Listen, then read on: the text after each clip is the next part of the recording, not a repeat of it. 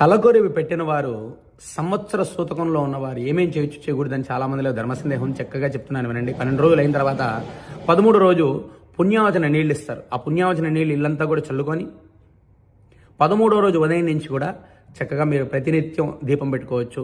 మీరు నిత్యం చేసుకునే దేవతా అర్చనలు చక్కగా చేసుకోవచ్చు. ధూపదీప నైవేద్యాలన్నీ కూడా చక్కగా చేసుకోవచ్చు. అలాగే మీ ఇంట్లో పిల్లలకి అన్నప్రాసనలు, అక్షరాభ్యాసాలు, నామకరణాలు కూడా చేసుకోవచ్చు సంవత్సర సూతకంలో. అలాగే సంవత్సర సూతకంలో ఉన్నప్పుడు క్షేత్ర దర్శనాలు పనికిరాదు. విశేషమైన క్షేత్ర దర్శనాలు పనికిరాదు. మన ఇంట్లో వ్రతాలు, నోములు, సంవత్సరం చేసుకునే నోములు, వ్రతాలు, పుట్టినరోజులు, పెళ్లి రోజులు ఇవన్నీ కూడా పనికిరావు. ఈ సంవత్సరం రోజు కాలం పాటు కూడా మనం చనిపోయిన వారి గురించి దుఃఖం పాటిస్తుంటాం కాబట్టి ఇవన్నీ పనికిరాదంటారు. ఇలా సంవత్సరం పాటు చేసిన తర్వాత మొదటి సంవత్సరానికి అయిన తర్వాత మిగతా అన్ని కార్యక్రమాలు కూడా చేసుకోవచ్చును. ఇది అందరికీ తెలియజేయండి.